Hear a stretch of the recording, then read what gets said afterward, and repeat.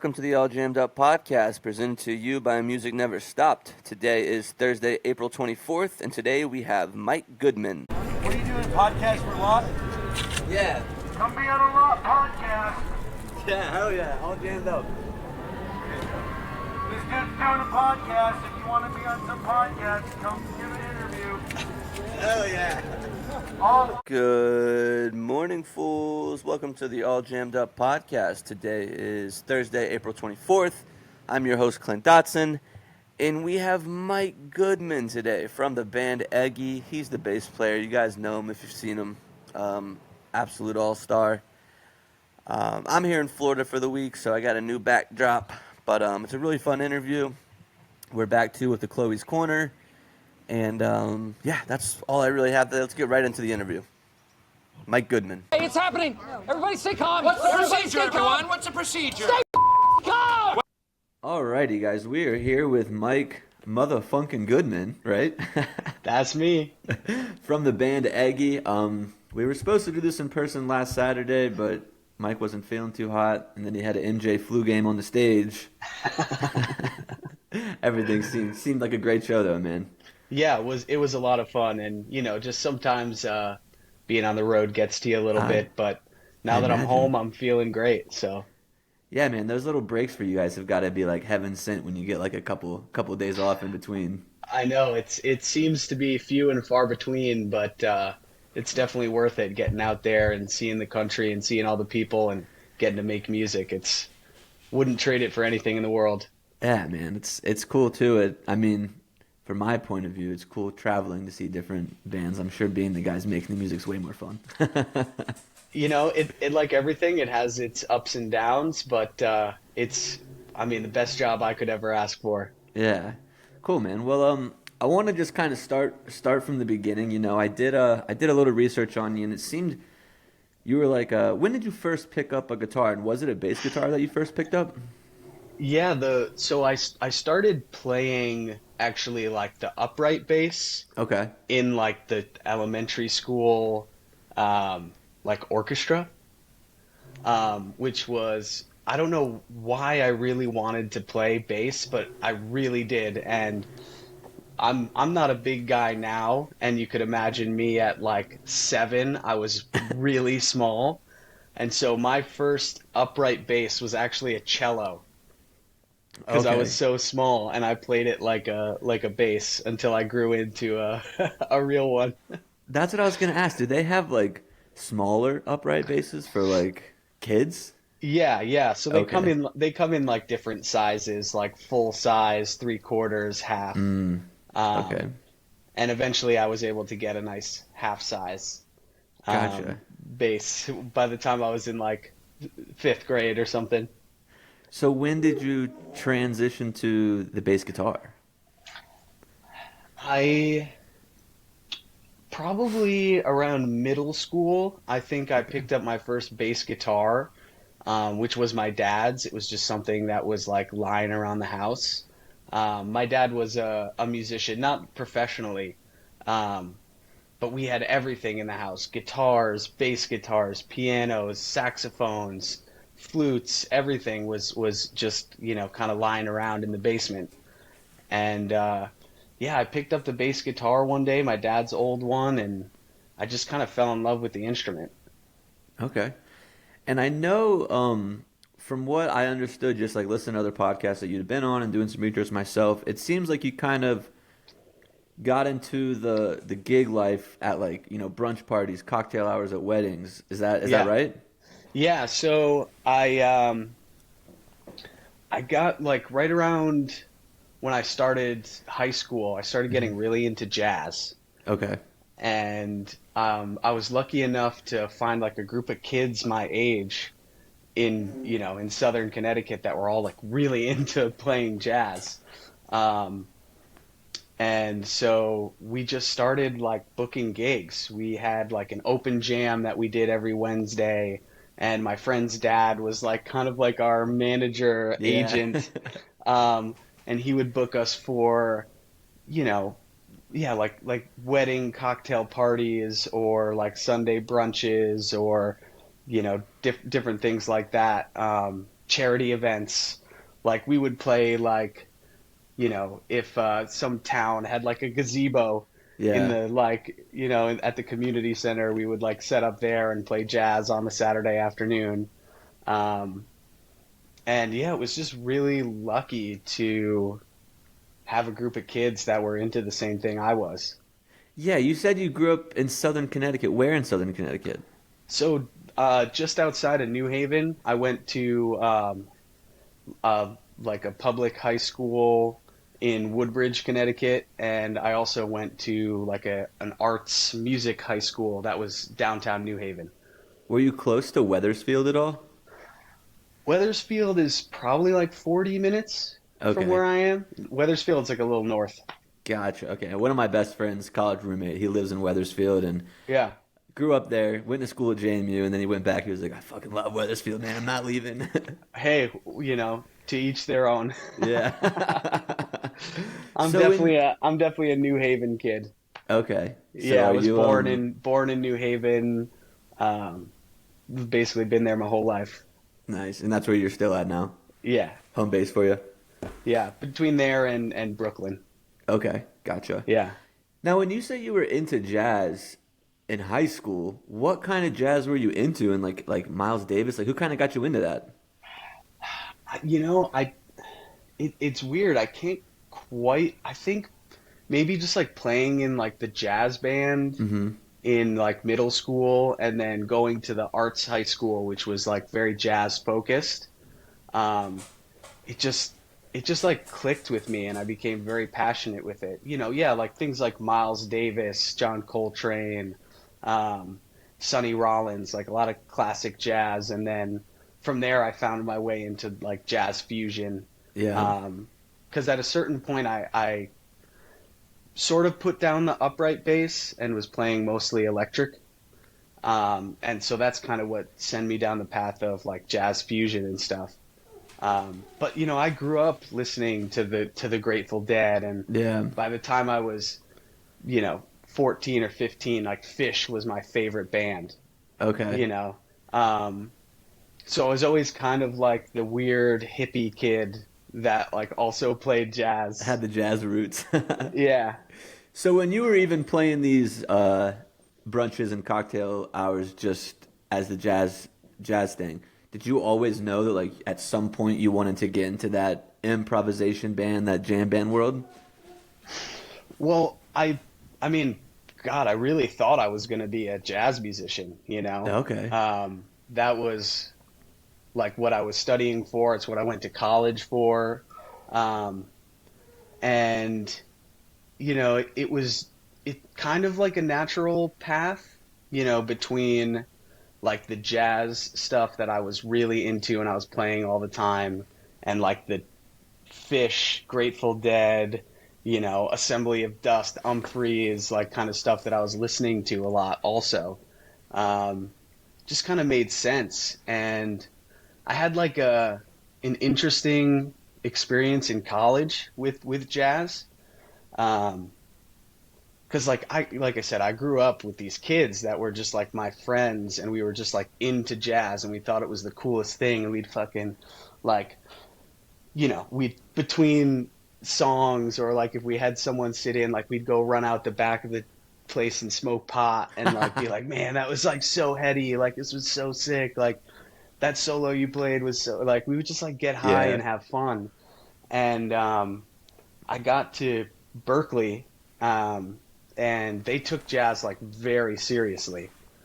And so like when I started to like want to try to go to these jam sessions, like I was always this guy like wearing Grateful Dead t-shirts and Yeah. like tie-dyes and flip-flops, and like I wouldn't get invited to the jam sessions. You low-key butthurt too, huh? Yeah, I was like, guys, I can swing, man. Like, let me go play. And so that's what kind of started me, like looking into other outlets. I had a lot of friends in college that we were all into, like going to see Fish. Like Fish had just come back when I was in high school. Fish had just like reunited. And so, in that 2010, 2014 era when I was in college, like Fish was touring all the time, and met a bunch of kids at Berkeley that were into that stuff and started like a jam band there. Um, and it just kind of seemed like it was the right thing. Now, who is the bass player for Fish? Mike Gordon. Mike Gordon. Okay, so were you a big Mike Gordon fan or Phil Lesh, or both of it was kind of like, this is what I'm working towards? Definitely both. Heavily Okay. influenced by both. Probably like a little more influenced by Phil Okay. as far as like the way that I play like today. Um, but man, I would like spend hours just like playing along to Fish songs in my dorm room. Nice. That's cool. Yeah, I kind of saw your when I asked who the bass player in Fish was, you kind of hesitated. I'm not a big Fish fan, so I Yeah. don't know everything about Fish. I'm trying to learn. I'm thinking I'm going to see them Yeah, this yeah. summer, but haven't yet. It's a commitment. How You many know? times have you seen Fish? I'm not one of those like guys that knows exactly what Okay. number it is, but it's got to be 100. The record on the podcast so far is 183, so I'm seeing if somebody's Yeah, going to beat it. No, it's definitely not quite that high, but me and Jake, our guitar player, I mean, we saw, I have to say, at least 100 shows Nice. over those couple of years together. So is Jake the first person that were you guys friends before the band? Like, how did the band form going through all that? Yeah, so Jake and Donnie, our keyboard player, we all went to high school together. Okay. So we were always kind of like jamming and listening to music together and hanging out and doing all that kind of, and going to see Fish. But Jake and Donnie had started a band in high school that didn't have me in it. Okay. And then over the years, that band kind of turned into Eggy. And then after I finished college and my band in Boston broke up, I was like, I need something to do. And Jake and I kind of always knew that we were going to end up doing this together. And it just seemed like the perfect time for me to like move back home and kick off Eggy, you know, in this new way. Okay. Why Eggy? Why was that the name you guys went with? So, Eggy was the name of one of our like childhood friends. His name Okay. was Edward, and his like childhood nickname was Eggy. And back when Jake and Donnie first started the band in high school, they were like kicking around names, and Edward was like, whatever you do, do not call the band Eggy. And so, of course, that's what we did. And he warmed up to it after a while. Yeah. He would like show up at shows, and we'd be in the green room, and like the manager of the venue would like knock on the door, and he'd be like, "There's somebody here at the door that says he is Eggy and demanding that I let him in." I we're love like, this guy. And we're like, yes, absolutely, of course. Like, you know, of course, if he had just told us he was coming, you know, we could have prevented any of that. But so he warmed up to it after a while. But unfortunately, about, gosh, like 7 years or so ago, he passed away. Oh. And so it's actually like really serendipitous that we did name the band after him. Now that he's gone, we get to still think about him and remember him every day. We get to see his name up in lights and on Yeah. marquees and with some of our favorite bands like listed up on festival lineups, and it's really cool, and it's kind of a cool, you know, reflection of how our band is, where Eggy sounds like something really silly and like just like random letters thrown together and something that's just silly and fun, but it has a really deep meaning to Yeah. us, and that's kind of like our philosophy for the band, which is like, hey, let's have fun, let's be silly, but like let's take this really seriously. So, you know, everything works out the way it's supposed to, Yeah. even if it's not how you imagined it. Yeah, man, that is really like, don't do this, don't do this. And you guys do it anyways. And then what happens with him happens, and you guys still get a chance to kind of memorialize him. That's pretty special, yeah. Yeah, very special. Very lucky. Nice. So I lived in Westchester, New York for like 3 months right out of college. I had a job at Westchester Country Club. And at that time was when I was first really getting into the Grateful Dead like a lot and trying to go see live music. And I lived maybe 15 minutes away from the Capitol Theater. And I never got to go. Just like days that I had work, there was a good show, and I just never got to go. And I know how historical that venue is. So I want to ask you, like, growing up around there, did you get to see a lot of really cool shows there? And then, like, how awesome is it for you now that you guys get to play there? Yeah, so the venue was closed for 30, 40 years. Oh, really? And it opened up, like, I guess, like when I was in high school or college, it reopened. But yeah, I saw so many shows there. I've seen, String Cheese Incident and J-Rad and Phil Lesh and Friends and so many, Bella Fleck. Saw so many great shows there when I was growing up. And yeah, I mean, getting to play there is such a trip. I mean, it's very like sacred space. As soon as you walk in, like you feel a change of energy. Yeah. And it's just like such a good place. The staff there, everything is just like top notch. They take care of you so well and make you feel at home. Even though it is like such a sacred and revered place, never felt like nervous or scared to be there. It always felt like a very homely place to be. Nice. That is cool. Yeah, seeing Phil Lesh there probably was sick. Did you ever get to meet Phil Lesh? I never did, but we're friends with his son Graham, who we've played with a couple of times.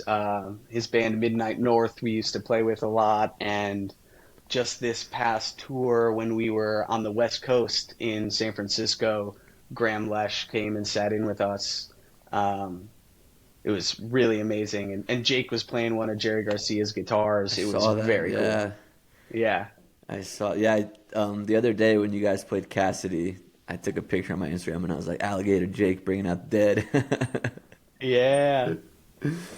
Cool, man. So, I know that you guys have played. I saw you guys last year at Halloween at 2 a.m, which is ridiculous. And then, yeah, it was crazy. How do you guys feel about that when you get booked at somewhere like Halloween and they're like, oh, by the way, you guys are going to be the 2 a.m. show after Tipper? Yeah. I mean, we definitely approach those sets a little different musically.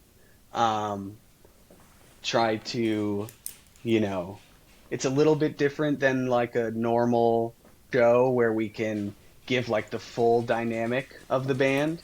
Definitely those like late night shows. It's like, all right, let's go, let's party, let's dance. But as far as like, what time it is, I mean, God, it doesn't really matter. It's just about, being prepared, which we try to be, and be on the top of our game. We don't like drink or smoke or do any drugs or anything like that before we play. Try to keep it very clean and make sure that no matter what, where or when, like we put on a good show for everybody.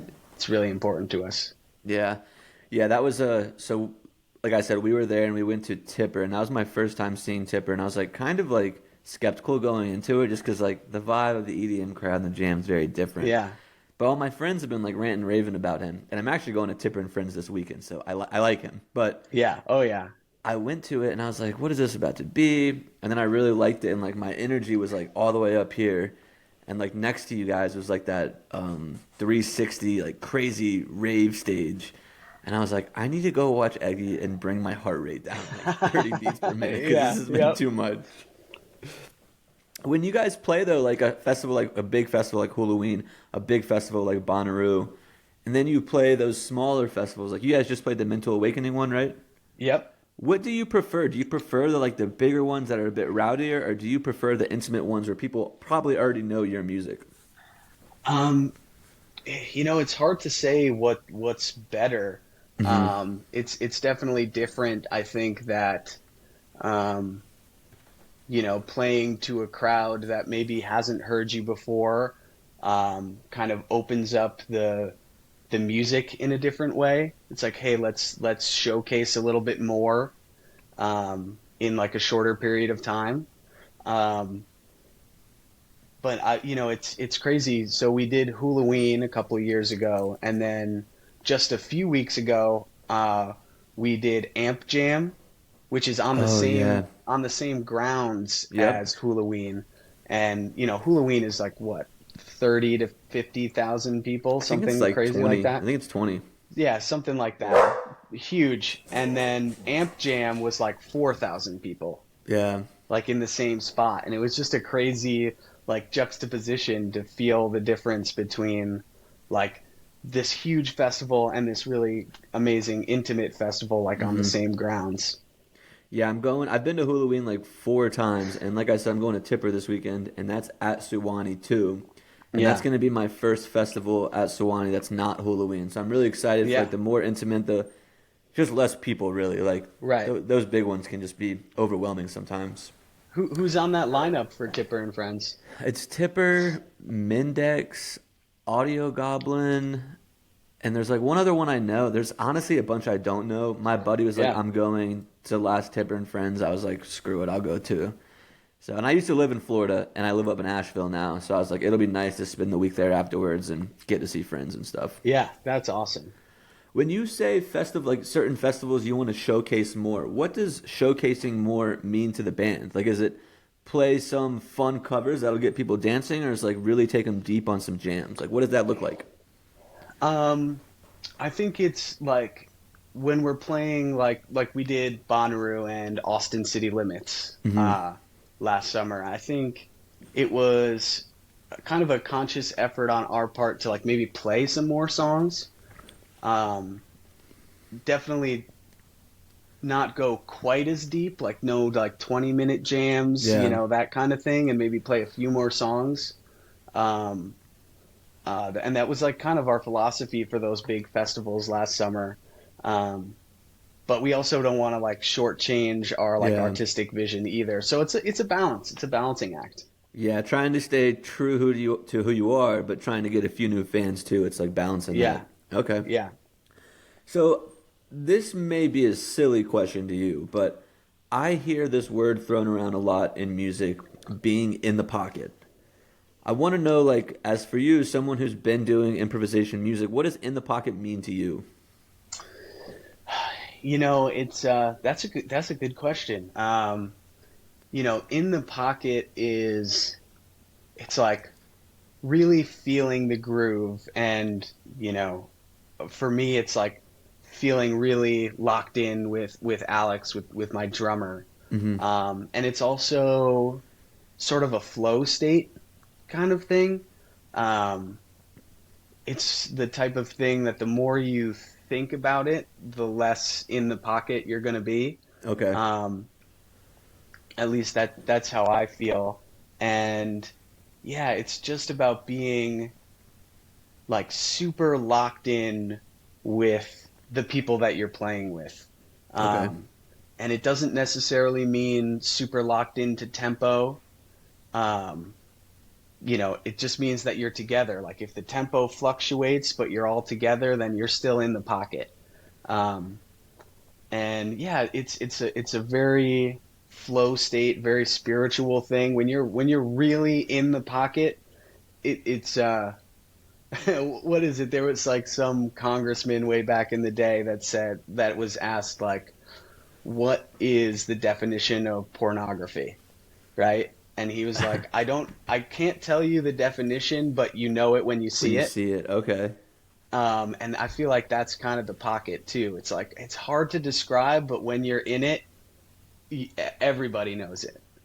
Okay. And then going off of that, when you get into these 20-minute jams, and I assume in that you're in the definition of the pocket, how do you Yeah. know during those jams, like, let's keep it here, and when it's time to blast off and like really get things going again? It's it's different every time, but it's really about listening to each other. If one of us starts to ramp up, the energy, we just gotta to go with it. Or if, I know that we're very focused on how we listen to each other.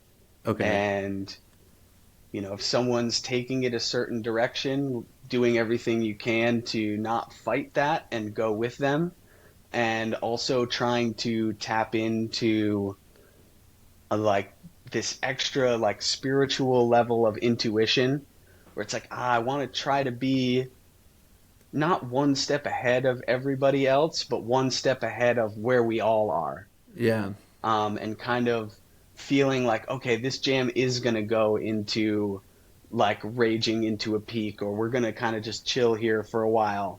But sometimes it's just like small little musical cues that we give each other. And again, after playing and knowing each other for so long, playing with and knowing each other for so long, we kind of have a little bit of that. I don't want to say telepathy because Chemistry? it's certainly something, chemistry, but it's also something we've like worked on a lot. Yeah. It's like a conscious effort to be like, hey, we're home. Like, when we go into rehearsal, let's work on some of this stuff. Okay. Someone will be like, all right, when I play this kind of thing, this is what I'm hearing something that you would play, or like, okay, Donnie's playing this keyboard thing, like what are the drums gonna do? And we don't talk about that stuff like going into a jam or going into a show, but having practiced and rehearsed and played so many shows, we try to tap into those things that we know. Do you think that being the bass player is like maybe you're more responsible for keeping it in the pocket? Because I feel like typically it's like the guitars or the keys are leading the jam. That's kind of like the highlight of the jam. But if there's no bass in it, you can kind of tell that. So do you think that like your role as a bass player is almost the most important in keeping everything together in that pocket? Yes and no. I mean, certainly like in a rhythmic aspect or a harmonic aspect, like the bass player has a lot of power to like change the way something feels or the way something sounds.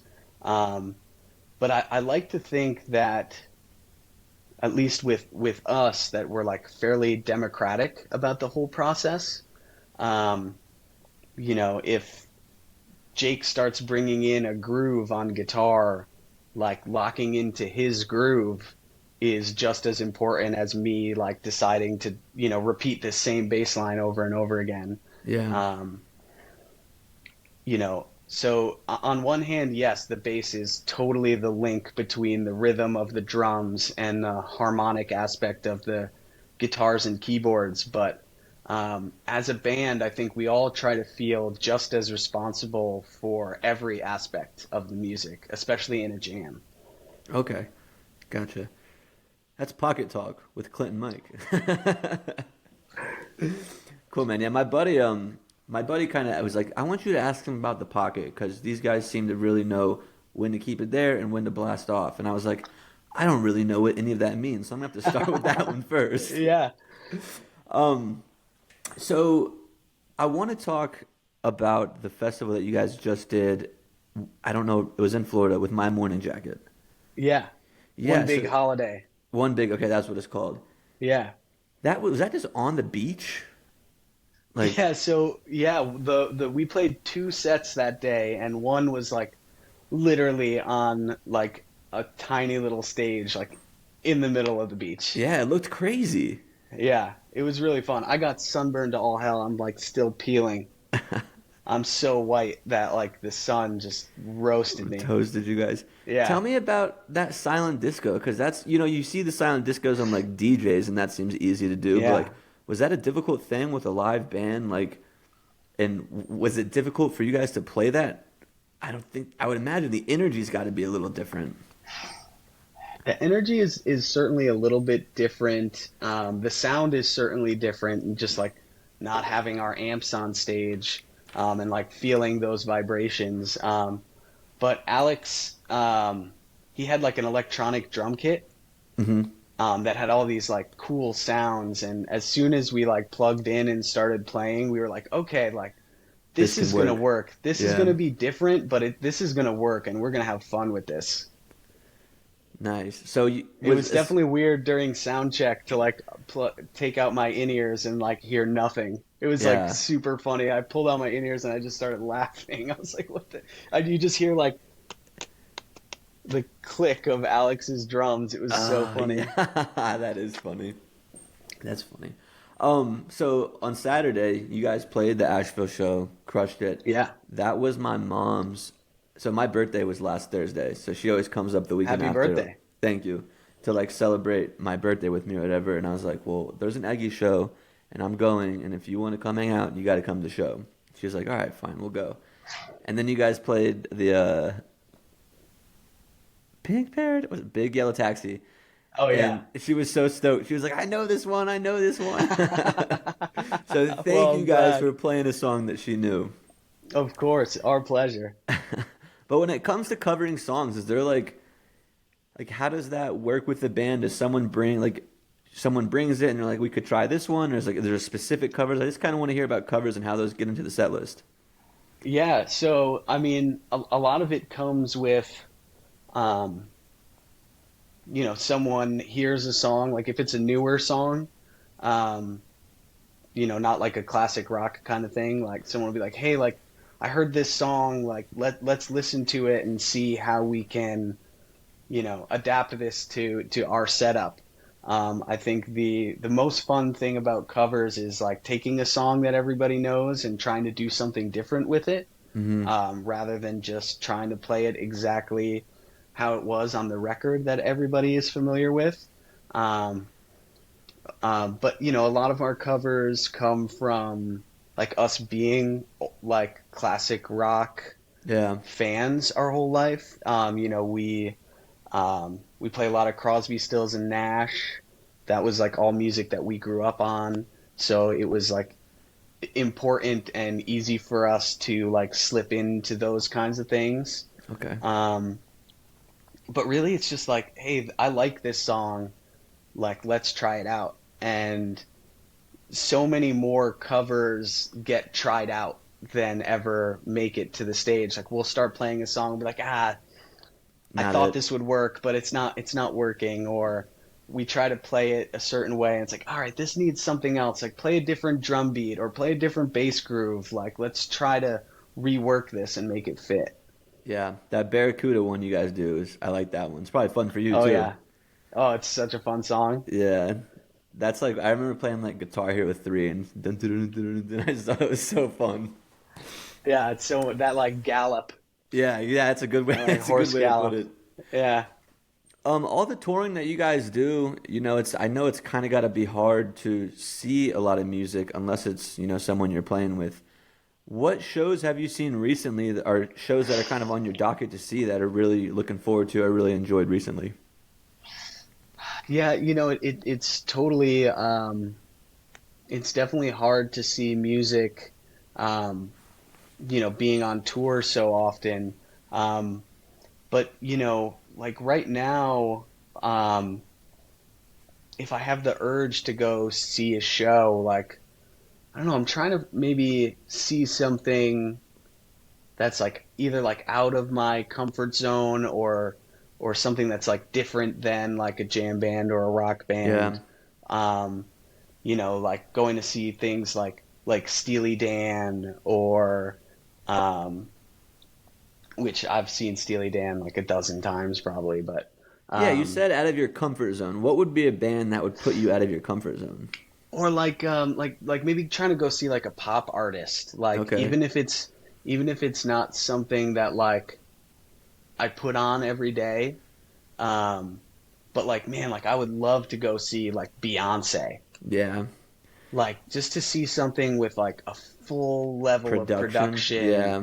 and where it's like a whole stage show and trying to maybe like get ideas for things that like we could do um, would definitely be at the top of my list. I would love to see Olivia Rodrigo. I think that would be a fun one, and she's got some Oh bangers. yeah, yeah, oh yeah, You guys just brought on a new lighting guy, right? yeah. We did. Mike Jaws. Yeah. What have you been able like as being there on the stage? Do you feel a difference with a new set of lights? Like, can you tell like this is really leveling us up? Oh yeah, Yeah. it feels different. I think it's noticeable in the crowd too. I think that like having a real light show and having someone who's so talented and into the music like Jaws is, I mean, it really makes a difference. It also like influences the way that we're playing. Um, there's like a little bit of like he's jamming with us and we're jamming along to the lights. Um, I think it also opens us up to like feeling a little more comfortable on stage in Okay. some spots. Um, you know, if there's no lighting designer and we're just in the same, white light all night, it's hard to maybe like slow the set down and like play something more intimate where you can feel a little more vulnerable. But having the light show and when the lights like come down, it's like, all right, now I feel like more freedom to play whatever it is that I want to play. Okay. Nice. Do you have a favorite show that Eggy has played yet? God, it's really hard to say. Um, my instinct is to say the best show is the next show. Always trying to be better. Um, but I'm just like really excited about everything that we're doing and have done. I feel like the last couple of tours, um, I feel like we've just been getting better. Yeah. And whether that comes across to the audience or not, like that's I feel like that. And so I'm really just the best Eggy show is going to be the next one. Nice. That's like legitimately how I feel. But man, this last tour, I think every single show on this last 2 week run was really, really good. Yeah. Um, I have been listening to you guys for a little bit. My girlfriend, we went to see. So you guys opened for Daniel Donato in like 2023, I think, in Jacksonville. Yeah, we did. Yeah, we did a big tour with them. Yeah, and she had never heard of you guys. She was just like, and I was like, well, we'll go see them. They're good. We'll go check them out. You guys opened, and like after you finished, she was like, we could go now. They were awesome. So she's sold on Eggy from that show a couple years Hell ago. yeah. So I that's love got to to be hear good that. to hear. I love to hear that. So it seems that you have a very special relationship with Sandy, your guitar. Yes. Tell me about like just what goes in the process of picking the right guitar and like how do you know like this is the one? Well, it's kind of, it's kind of like a wand chooses the wizard kind of situation. Okay.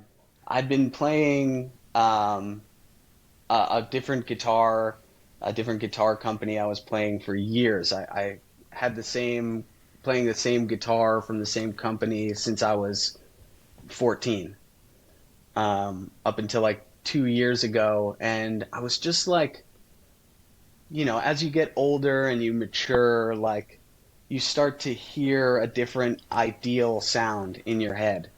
And I was searching for that sound for a long time. I was, going to guitar shops. If we were on tour, I was like going into the Guitar Center, checking out like whatever they had in the used section and trying everything out. And we were in Chicago, and there's a really great music store there called the Chicago Music Exchange. And we had a day off, and I went into the store, and they have a huge, huge selection and really amazing staff. And I was like, okay, I'm looking for a new bass guitar. I need a 5 string and active electronics. I was like, bring me everything in the store that you have. That's like that. And so the guy set me up with like 10 bases. I tried them all out, and I played that Sandberg, and it just felt so good. The sound was just what it was the sound that I was picturing in my head. It played so nice, and we were on the road, so I wasn't able to like get it that day.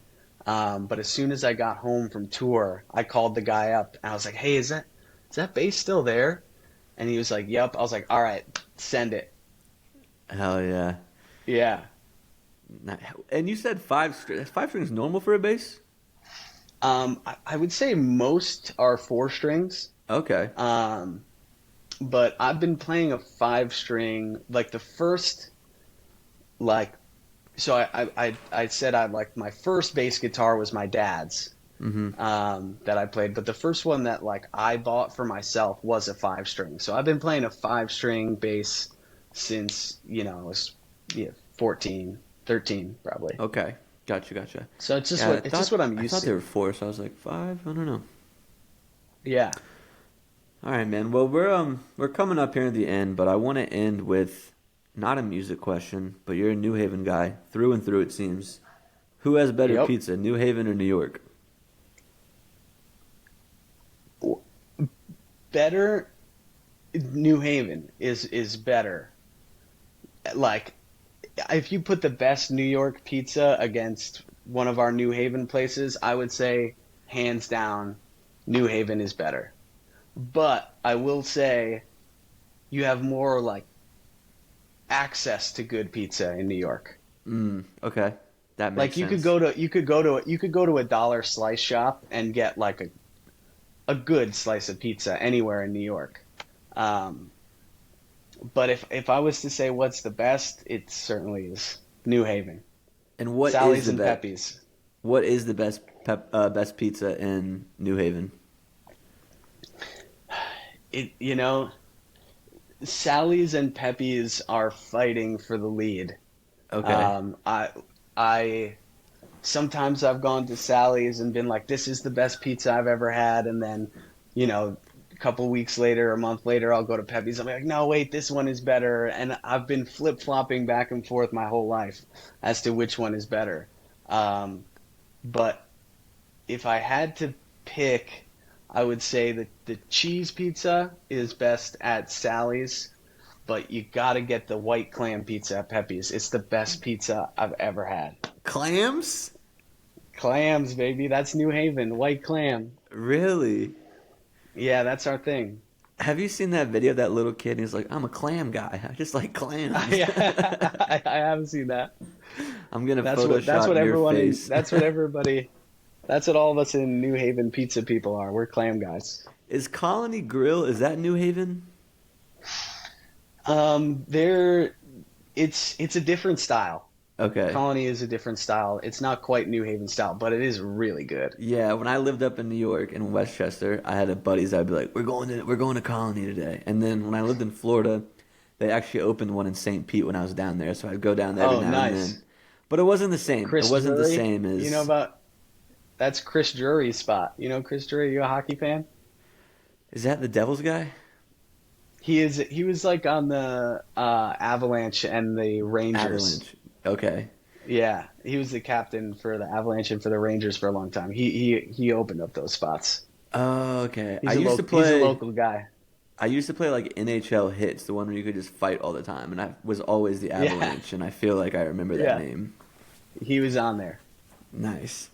Okay, man. Well, that is everything that I have. Is there anything that you wanted to plug before we let you go?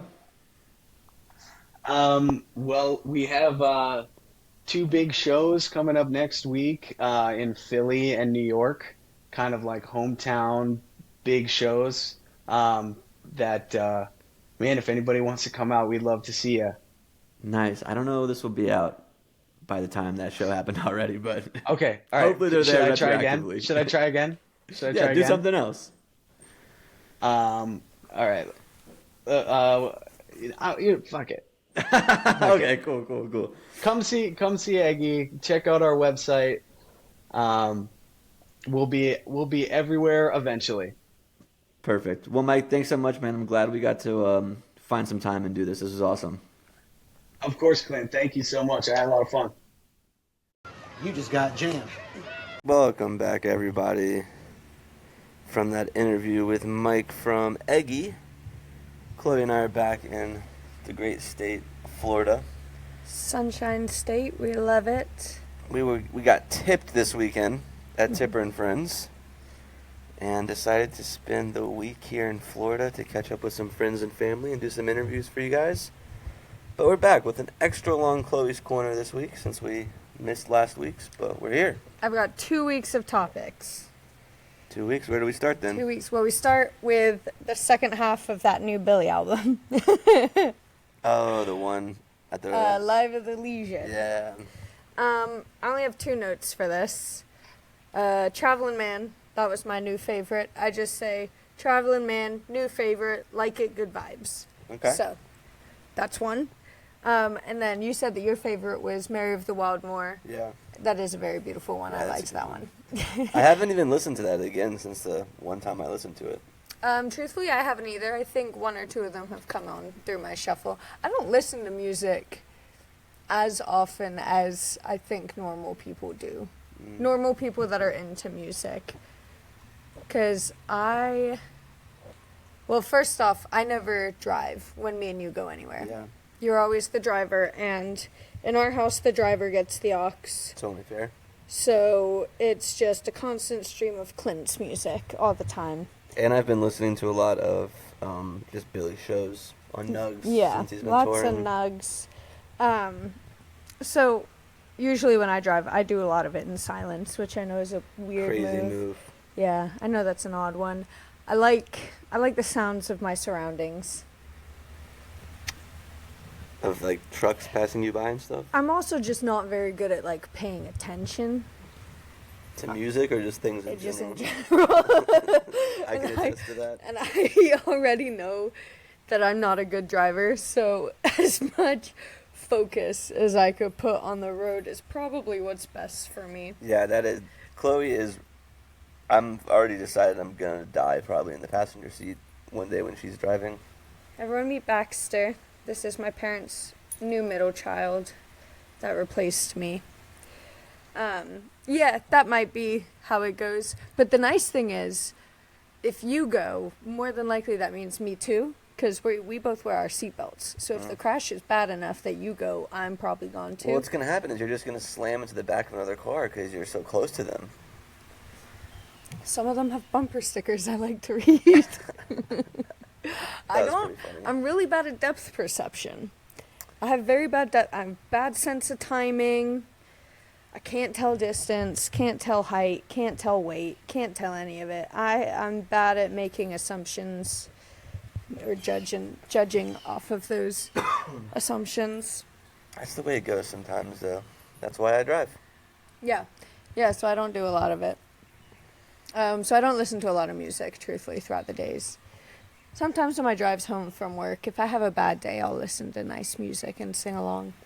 Yeah. That'll cheer me up, typically. Ed Sheeran, probably. I love Ed Sheeran. I do love Ed Sheeran. He's great. He is fun. Some good ones. He's got some bangers. He was actually my first concert. Really? Yeah, that I can remember. I don't think I went to any. I don't remember any shows before this, but I went to a Jingle Ball one year, and it was Justin Bieber, Ed Sheeran, the Gangnam Style guy was meant to be there, but he dropped out. It's a hell of a lineup. Yeah, One PSY. Republic. That's his name, right? Yeah, that was it. One Republic was there. It was sick. I do think that was my first concert. Don't really remember though. I have a note, and I added this in just because, kind of. I don't know why I added this in, but they have somehow made Dire Wolves come back into existence. I saw that. They have taken the DNA from I don't even know where but they have remade Dire Wolves, and it's the first time it's heard, and I thought we're just growing shit again. Yeah, I don't like that. I don't like that idea. It's a bad I think that's a tricky little slope we're gonna go on. Slippery slope to get into. Yeah, I Because agree. what else are these wackos gonna bring back? dodos are a lot bigger than we think than the picture books make them seem. They're gonna bring back the plague before we know it. Yeah. All the rats are gonna have Cholera. the plague. I don't even know if cholera is that still here or not. Is that in like plants? I have no idea. I don't either, but I think that might still be around. But I am not about bringing shit back from the Polio? dead. Polio? I thought it was. I was thinking polo, like this. The game? Yeah, the sport. Can you consider it a sport? I don't really. That's the one where you're on horses and like playing croquet, right? Yeah. That's my group's kind of sport. Yeah, those are your people. Those for are my sure. people. We just ride the horses around. They do all the work for us. We consider it a sport. You've been on this thing of you want a donkey lately. I do want a donkey. I think that they have a lot more personality. I love horses. They have like more personality than horses do. And their noises are funny. Yeah, their noises are They funny. just scream. And it's nice when they get excited to see something and they just run and they scream. I just think of those donkeys that the Airbnb we stayed at that were, They were kicking just one another in the face. Constantly.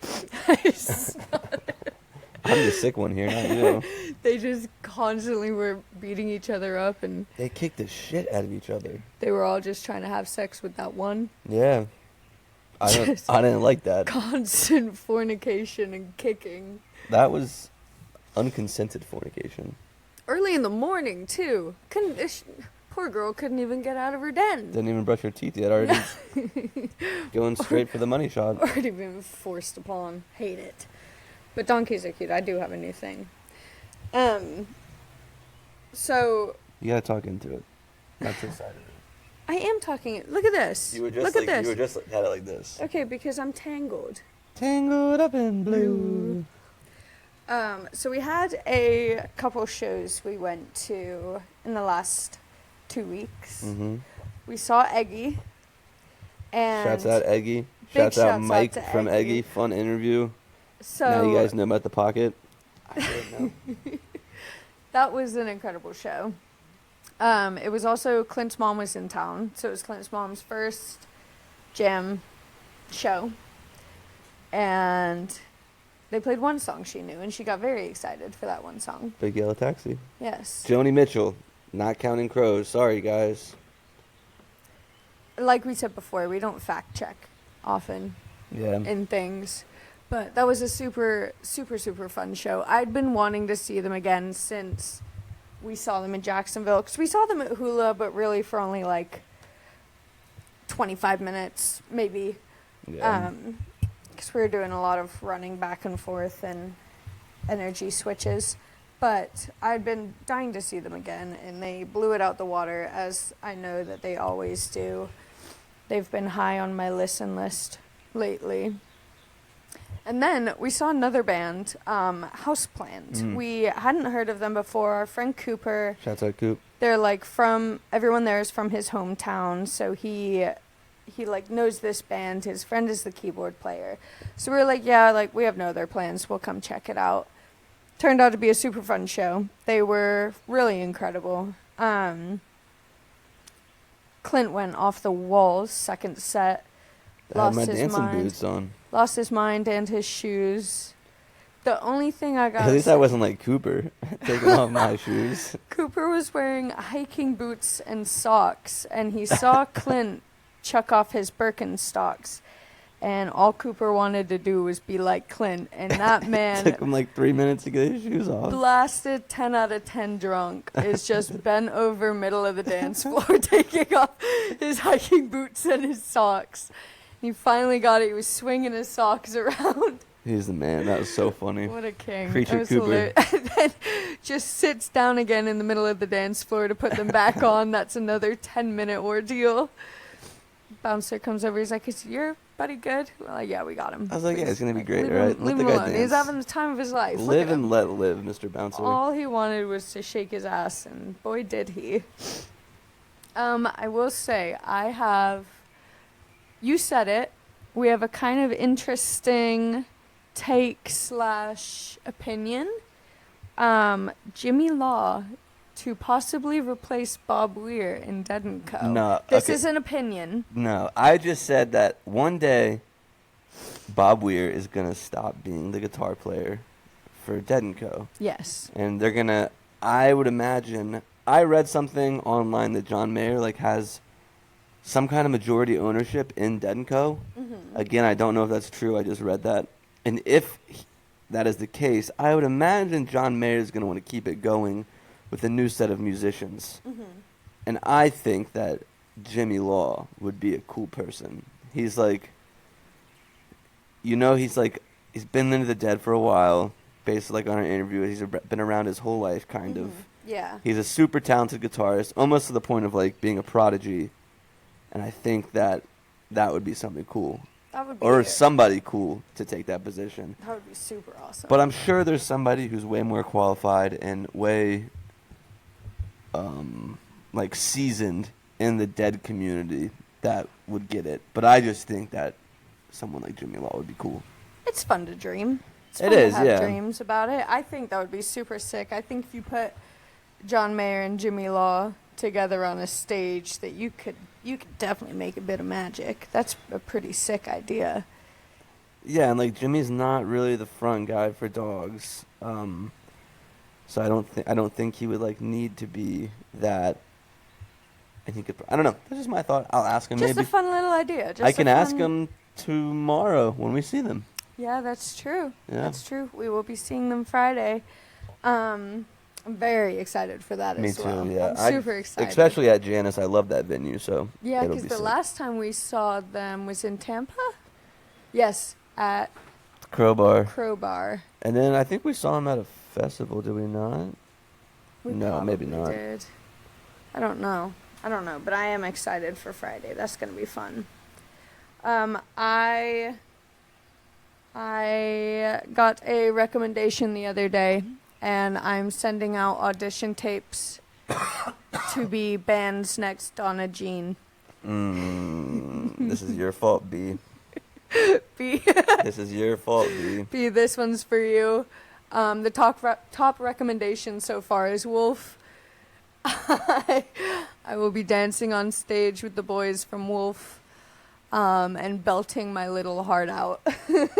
For background to this, I did a little sing-song in the last Chloe's Corner, and boy, did it get some love. our buddy over at Music Never Stopped was like, "Oh, Chloe's a great singer."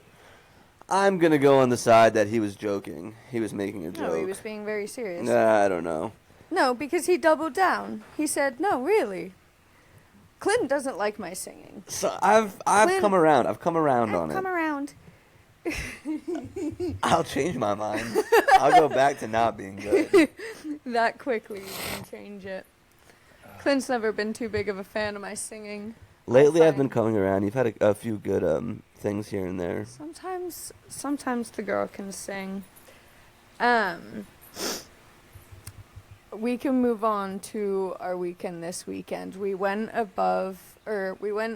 pretty far out of our comfort zone a bit. I guess it's not too far because we do go to some EDM shows, but typically, like, it's... Tipper's a little more intense because it's like, I mean, he didn't go until 1. So, like, the whole day, there's all these other artists that I didn't know anything about. And, I mean, don't get me wrong, the Tipper community is great. And I don't know, like, too much about the history of that. And I guess a lot of, like, when Bass Nectar got caught up in some bad things, that community kind of split. And, like, some of the bad, this is what I've been told, the bad eggs, like, went on the Bass Nectar side, the good eggs went on the Tipper side. So it's kind of like the Tipper kind of has that same welcoming community, which I would agree with. Every person that I talked to this weekend was so nice. Everyone, Yeah. I mean, everyone's doing a ton of psychedelics and drugs out there, and especially for it being Bicycle Day and 420. And, I mean, that music is deeply psychedelic, so everyone's on something, and everyone's kind of looking out for each other, you know. When people need to leave the pit, people are making lanes for them, giving people water if it looked like somebody was going through it. So the community thing of it, I was super pleased with. That was the one thing I was super nervous about, because we did see Tipper at Halloween, and we were very unprepared for what Tipper was going to bring. So like we all kind of had this, we all kind of had this air of anxiety going into our first tipper show, not knowing what to expect. And I will say, when we go to Halloween, we are, we're the string cheese people, we're the light and airy people. We go to some of the EDM shows, but we typically hang around what we know. So going to Tipper, you got knocked over by a couple people that didn't want to say excuse me or like sorry. And so I was nervous for the crowd that would be there. I think though too that's because like at Halloween there's so many people there like us that's like I don't really know what this is, and the like real tipper heads are like I want to be close, I know what to do, I know what's about to happen, like I want to be in it. When they all come through then too, they're just like they're on a mission to get to the front. But at Tipper, like in Friends this weekend, it seemed like everybody was kind of on the same page, like hey, we all want to have this experience, and like it was more of a shared experience. It seemed like people were circling out, like you would have people come up to the front and then like 2 songs would go by and you'd see them circle out and they'd leave the front, and I think that's because so many people are doing DMT there. I've never seen so many people doing DMT. It smells like dodgeballs in that crowd. It smells like I just got smacked in the face by a dodgeball. Even like the second, because we were close the first night, and that was an insane experience. Loved it, but we were up late, doing whatever Friday night. So Saturday night we kind of took a back seat, and like we're in our seats, and still an awesome experience in our seats, but I felt like the whole time I was just smelling people doing DMT. So I'm sure like people go get in the pit at Tipper, get close, have their experience because it's such a brief experience, and they have their experience and they just like, all right, I'm gonna go back to my seat now. I think that's probably kind of a bit that's what's happening. The second night I laid down the entire set.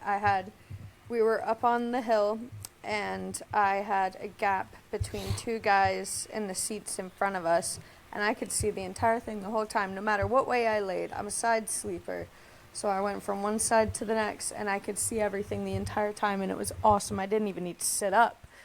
The visuals are like what do it for me. I feel like the visuals just take you, especially the first night, the visuals just take you through such a journey. I'm a sound girl. The visuals, I'm more of like, if it's visual, I want lights. I want like lasers, and there was definitely lasers. There was lasers, and they would hit the disco ball. Yeah. But they weren't like, it wasn't like a light show. It was a screen show. Yeah. I don't know what they call that part. I'm a light show girl. I like when the lights are on, but the sound was like, I was so relaxed. I want to get one of those guys who makes the visuals. I think they're called VJs. I want to get one of them on the podcast because I have so many questions of just like how it works, like how they can. Just the process of it all? Yeah, because like I've heard that like some of it is done like live, like while Tipper's doing the music, the visual guy is like reacting to the music, and which is just insane to me. Like what programs are involved. Like I'm kind of a kind of nerdy in the way like I like to see how things are done, and I think that probably comes a little bit from my job. Yeah. But I'm just very intrigued in like how you get the music and you turn it into these visuals, like how that whole process works. So hopefully one day I can get one of those guys in the pod and talk about that, because I think that's so interesting. That would be super sick, because like if it is all improvised, like they are just as in tune as like a band that's going through a jam. Like, they are so, if that's the case, they are so in sync with like what the other is about to do. Yeah, I think a lot of people say like EDM is whatever they think it is because it's just like they just go on the stage and push play. Yeah. But like that's not the case, at least for Tipper. Like Tipper has the turntables and you can hear him like like that shit is sick. Like I really like when he gets the tables out and starts scratching. Yeah. And you can like feel that so much, and like even on the first night when we were there, we were close enough we could see him, and he's just like in such a zone, just like doing things, and like he's pushing buttons on his computer to get to the sounds. But I mean, it's like a keyboard player. You're pushing buttons to get a sound anyways. Like I don't know all that what he's doing behind there in that computer, but I'd really like to know. Yeah, me too. I was like, we got home and I was trying to YouTube like what goes into making Yeah. a set. Like what is he actually doing when he's up there? Because I don't get to see much when we're at shows. People are usually above me and I don't really get to see the stages.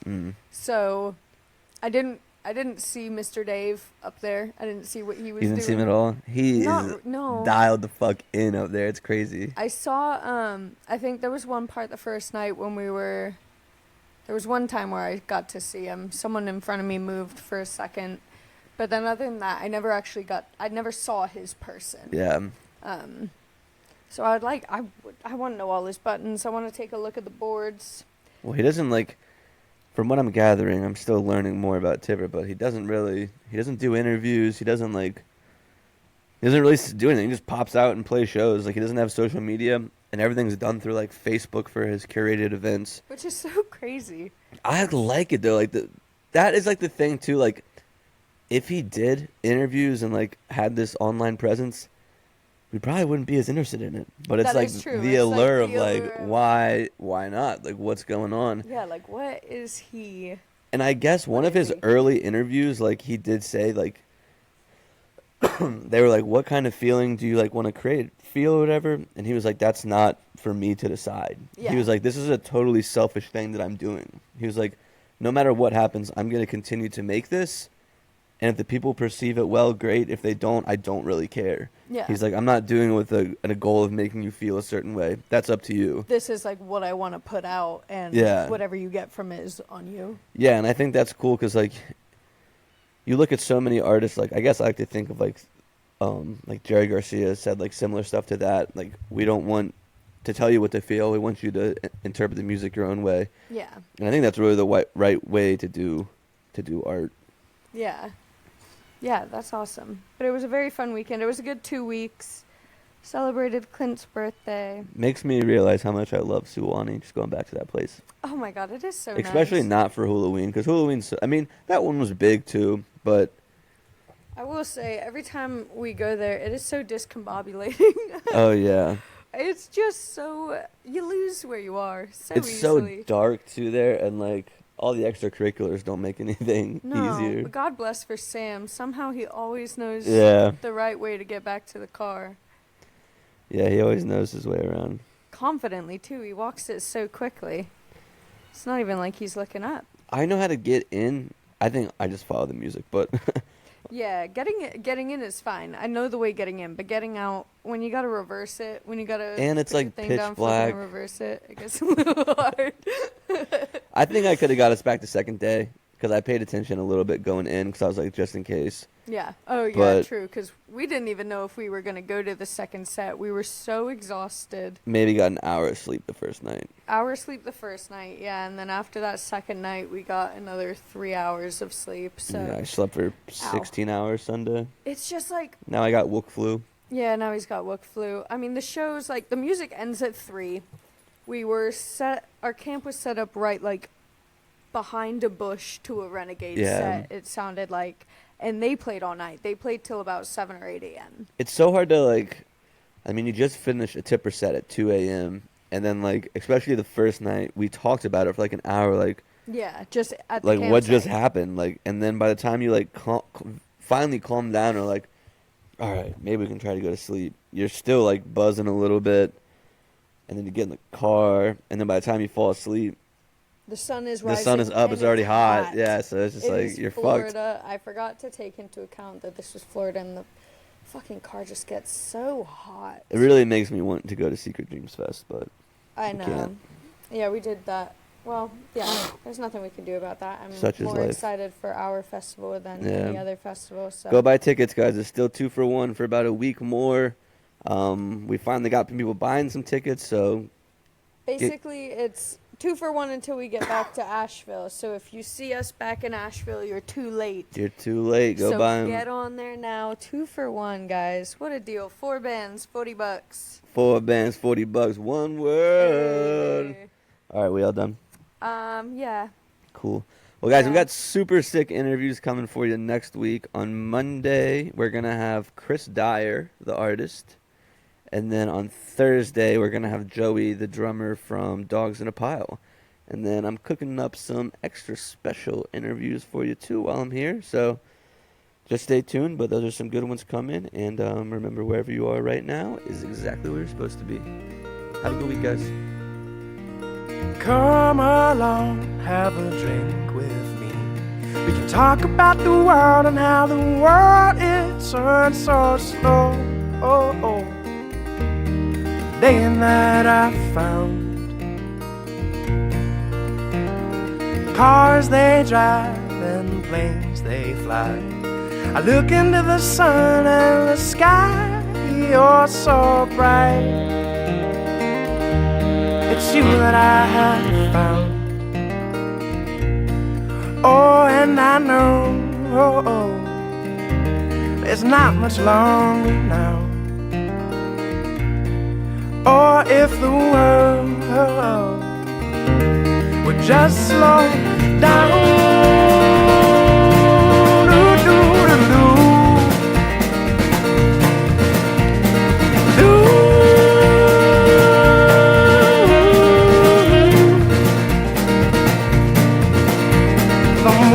The stars, they sail across the sky, and I could watch you dance all through the night. When the rhythm is right, oh, and I know the sun is right.